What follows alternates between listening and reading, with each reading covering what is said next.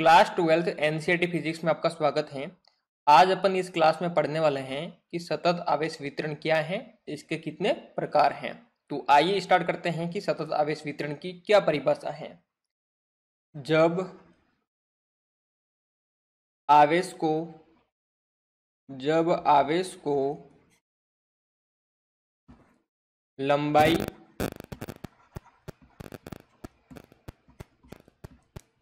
क्षेत्रफल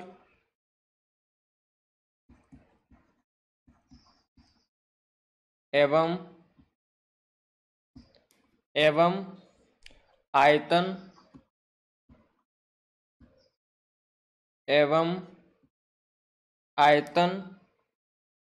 के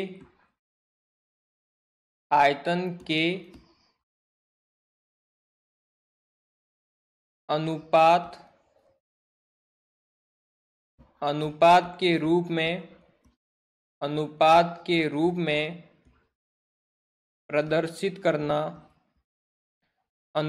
के रूप में प्रदर्शित करना सतत आवेश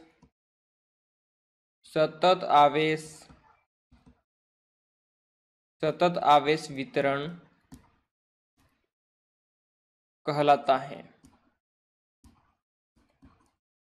कहलाता है।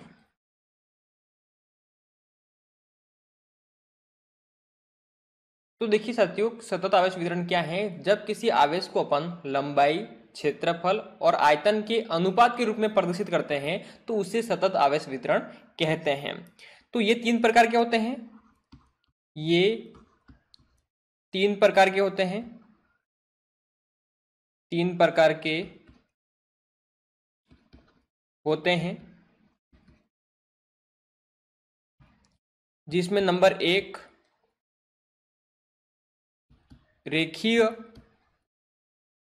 रेखीय आवेश घनत्व।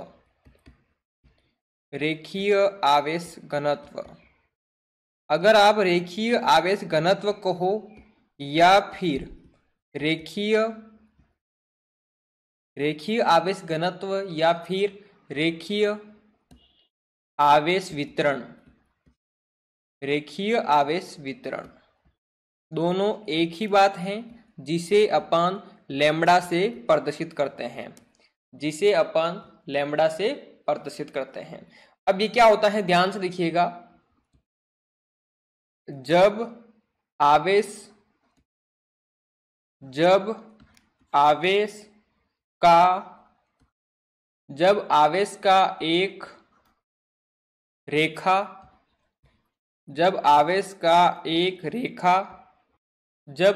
का एक रेखा सीधी या वक्र के अनुदिश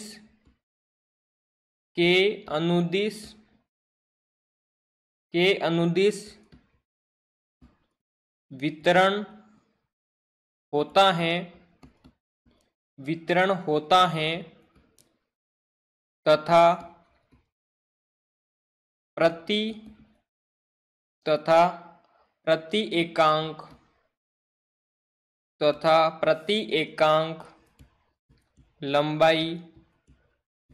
तथा प्रति एकांक लंबाई आवेश की मात्रा को रेखीय आवेश घनत्व कहते हैं। अब देखिए, रेखीय आवेश घनत्व किसे कहते हैं। जब आवेश का एक रेखा सीधी या वक्र के अनुदिश वितरण होता है तथा प्रति एकांक लंबाई आवेश की मात्रा को आवेश घनत्व कहते हैं। बात क्लियर है। एक बात ध्यान रखना, क्या बोला यहाँ पे कि प्रति एकांक लंबाई आवेश। देखिए, अपने को जो आवेश यहाँ पे मिल रहा है वो प्रति एकांक लंबाई के कारण मिल रहा है या फिर उसके अनुपात में मिल रहा है, जिसे अपन ने क्या कहा है, रेखीय आवेश घनत्व, जिसे मैं लैम्ब्डा से प्रदर्शित करता हूं। क्या बात समझ में आ गई? तो फाइनली यहां से आप याद रखेंगे जो आपको आगे बहुत काम आने वाली है कि रेखीय आवेश घनत्व से जो अपने को फॉर्मूला मिला है वो क्या है कि lambda equal to q by l है।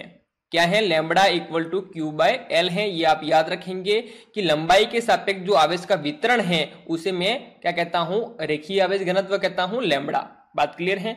अब यहाँ पे समझना, अगर इसके मैं मात्रक की बात करता हूं, इसके मात्रक की बात करूंगा तो आप देखेंगे कि आवेश का मात्रक क्या होता है? कूलाम होता है, और लंबाई को अपन किस में मापते हैं? मीटर में। तो क्या हो जाएगा? कूलाम प्रति मीटर। बात क्लियर है? तो यहां से ये बात भी आपको क्लियर हो गई होगी। अब बढ़ते हैं अपन आगे इसके दूसरे भाग की ओर। पृष्ठीय आवेश घनत्व नंबर 2 है पृष्ठीय आवेश घनत्व, या तो आप कहो पृष्ठीय आवेश घनत्व, या फिर आप कह सकते हैं पृष्ठीय आवेश वितरण। क्या बात क्लियर है? अब देखिएगा, मैं थोड़ा सा आगे बढ़ूं कि पृष्ठीय आवेश घनत्व या फिर पृष्ठीय आवेश वितरण क्या होता है। जब आवेश का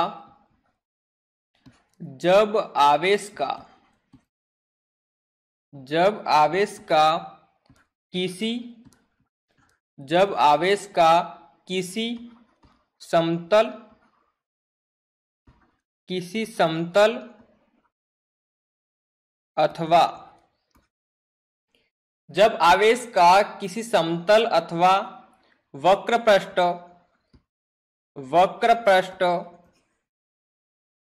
पर वितरण होता है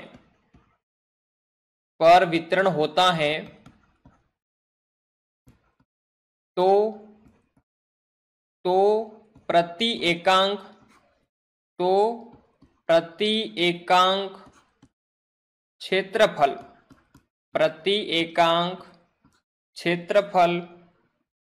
आवेश की मात्रा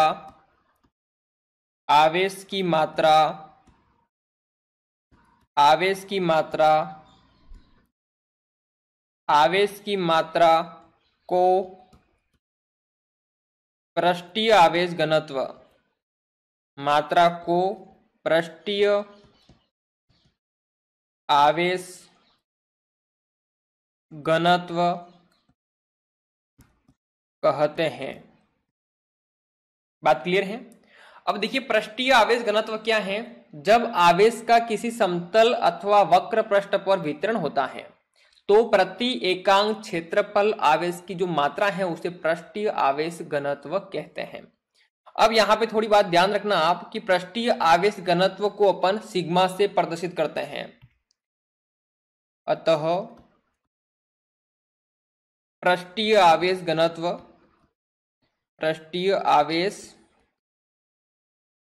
घनत्व को सिग्मा से प्रदर्शित करते हैं। क्या बात क्लियर है? अब देखिए, यहां पे अपन ने देखा कि जो पृष्ठीय आवेश घनत्व है जिसे किससे प्रदर्शित करते हैं? सिग्मा से। यहां पर आपने एक बात नोट की होगी कि जब अपन ने रेखीय आवेश घनत्व पढ़ा था उसमें और अभी जो अपन पढ़ रहे हैं पृष्ठीय आवेश घनत्व, उसमें क्या फर्क है? इसमें सिर्फ इतना सा फर्क है कि रेखीय आवेश घनत्व को अपन लैम्बडा से प्रदर्शित करते हैं और वहां पर जो अपन रेखीय आवेश घनत्व ज्ञात कर रहे हैं वो लंबाई के सापेक्ष है, और यहां पर अपन पृष्ठीय आवेश घनत्व को सिग्मा से प्रदर्शित करते हैं। दूसरी बात, यहां पर पृष्ठीय आवेश घनत्व जो ज्ञात कर रहे हैं वो एरिया के सापेक्ष है। तो मुझे विश्वास है आपको क्लियर हुआ होगा कि सिग्मा इक्वल टू क्या आ जाएगा कि जो भी आप यहाँ पे आवेश लगा रहे हैं वो किसके सापेक्ष लगा रहे हैं? एरिया। अब देखिए, यहां पर अपन एरिया को ऐसे भी रिप्रेजेंट करते हैं और एस से भी करते हैं, तो अपन यहाँ पे लेंगे एस लेंगे क्योंकि हर जगह ज्यादातर एस यूज किया हुआ है। तो क्या हो जाएगा? Sigma equal to q by s हो गया। क्या बात क्लियर है? तो यहाँ पे थोड़ी सी बात ध्यान रखना कि जब भी मैं आपको कहूंगा कि पृष्ठीय आवेश घनत्व क्या है तो आप याद रखेंगे सिग्मा इक्वल टू क्या है? क्यू बाय एस है। तो देखिए, इसका मात्रक की बात करो साथ में तो क्या हो जाएगा? आवेश का मात्रक कूलाम होता है और ये क्या है, एरिया है। एरिया मतलब क्या हो जाएगा, एक स्क्वायर होता है, समझ रहे हो ना। अब देखिए एरिया होता है, एरिया में जो मात्रक होता है उसका क्या होता है, जैसे कि सेंटीमीटर है तो सेंटीमीटर का एक स्क्वायर होगा, मीटर है तो मीटर का एक स्क्वायर होगा। बात क्लियर है। तो एक स्क्वायर जहां पे आता है वहां पर आप देखेंगे वो एरिया होगा। जहां वॉल्यूम होता है वहां पे क्यूब होता है, घात 3 होती है, घात 3 से पता लगता है अपने को वहां पे वॉल्यूम है, आयतन है। घात 2 है मतलब क्या होगा, क्षेत्रफल है, एरिया है। अगर घात 1 है मतलब सिर्फ सेंटीमीटर है या मीटर है तो अपन पता लगाते हैं, या किसी की लंबाई दे रखी है, इस पर का चौड़ाई है, कुछ भी है। बात क्लियर है। तो यहां पे बात करेंगे, अपने को एरिया दे रखा है और एरिया के अंदर जो अपन मापते हैं वो क्या है, मीटर है, और यहाँ पे क्या हो जाएगा, मीटर का एक स्क्वायर। फाइनली अपने यहाँ पर मात्रक क्या हो जाएगा कि कूलाम प्रति मीटर एक स्क्वायर। क्या बात क्लियर है। अब अपन आगे बढ़ते हैं पार्ट 3 की ओर। नंबर 3 है आयतन आवेश घनत्व, जिसे अपन रो से रिप्रेजेंट करते हैं। इसे आप दूसरा नाम भी बोल सकते हैं, क्या, आयतन आवेश वितरण। आयतन आवेश वितरण, जिसे अपन किससे रिप्रेजेंट करते हैं, रो से। बात क्लियर है। अब देखिएगा अपन यहां पर देख लेंगे कि आयतन आवेश घनत्व कहें या फिर आयतन आवेश वितरण कहें, ये होता क्या है। बात क्लियर है। जब आवेश का वस्तु के आयतन में वितरण होता है तो प्रति एकांक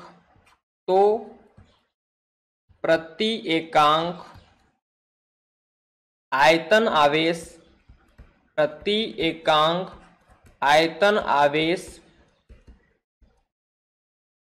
की मात्रा को आयतन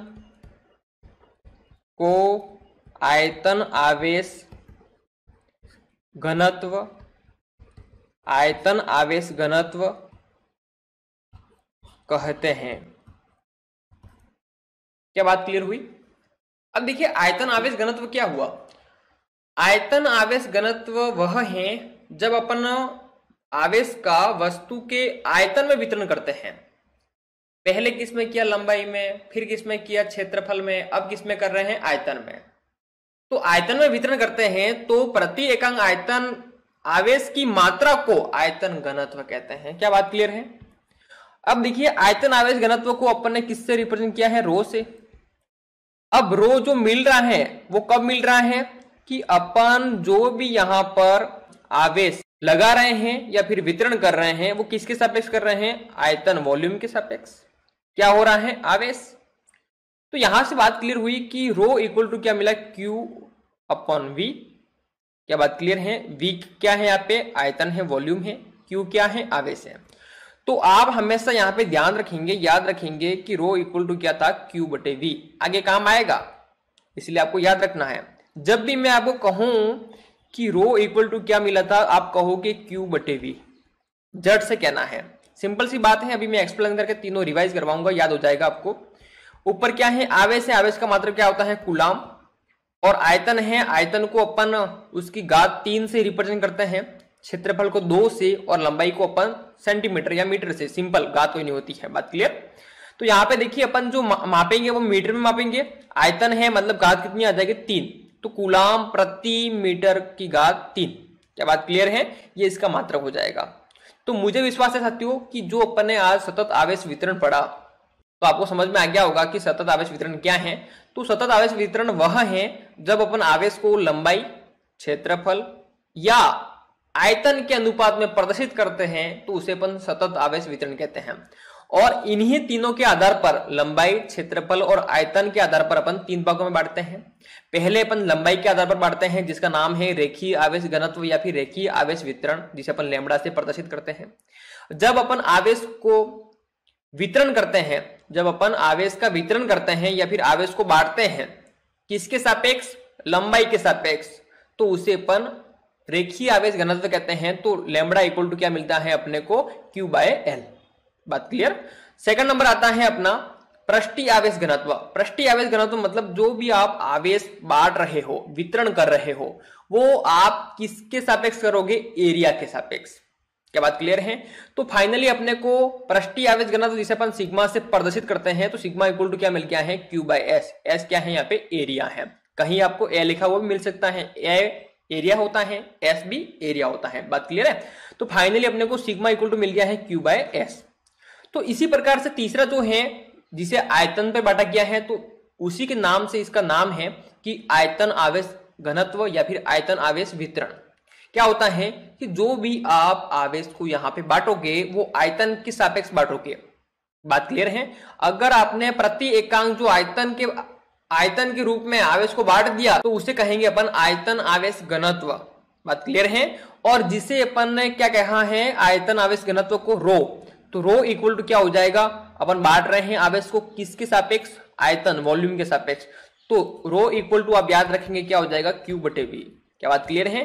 इसका मात्रा भी पढ़ लिया है और मुझे विश्वास है आप आज अपन ने जो पढ़ा है सतत आवेश वितरण और उसके 3 पार्ट, वो आपको अच्छी तरह से समझ में आए होंगे। और इसके जो मान है, जो अपन ने गणितीय रूप दिया है, फॉर्मूले का रूप दिया है, वो आपको समझ में आया होगा। और याद रखना है आपको, क्योंकि अपन आगे जो पढ़ने जा रहे हैं, आगे जो पढ़ेंगे अपन, उसमें इसका यूज है और आप याद ही रखेंगे, इसको अच्छी तरह से याद हो जाएगा। वैसे नॉर्मल सी बात है, अगर लंबाई है तो क्या हो जाएगा? फाइनली अपन इसको लैम्बडा इक्वल टू Q/L। अगर यहाँ पे क्षेत्रफल है तो क्या हो जाएगा? सिग्मा इक्वल टू Q/S हो जाएगा, है ना। अगर ए है तो ए हो जाएगा, क्योंकि क्षेत्रफल को अपन ऐसे भी लिखते हैं और ऐसे भी लिखते हैं। फिर आता है क्या? आयतन है तो क्या हो जाएगा कि रो इक्वल टू Q/V हो जाएगा। आयतन के रूप में बांटेंगे अपन। बात क्लियर है? तो सिंपल सी क्लास थी, इतना ही इसमें खास बात है जो एग्जाम के अंदर भी आ सकता है। और दूसरी बात, इसका यूज भी है जो अपन आगे पढ़ने वाले हैं, वेरी इंपॉर्टेंट, जो जहां से 3-4 नंबर का क्वेश्चन बैठता ही बैठता है, तो उसके अंदर इनका भी यूज है। तो छोटी छोटी बातें अपने को याद रखनी है और इस प्रकार से अपन उसे याद रख सकते हैं। बात क्लियर है? मिलेंगे अगली क्लास में, तब तक अपना ध्यान रखें और पढ़ते रहें।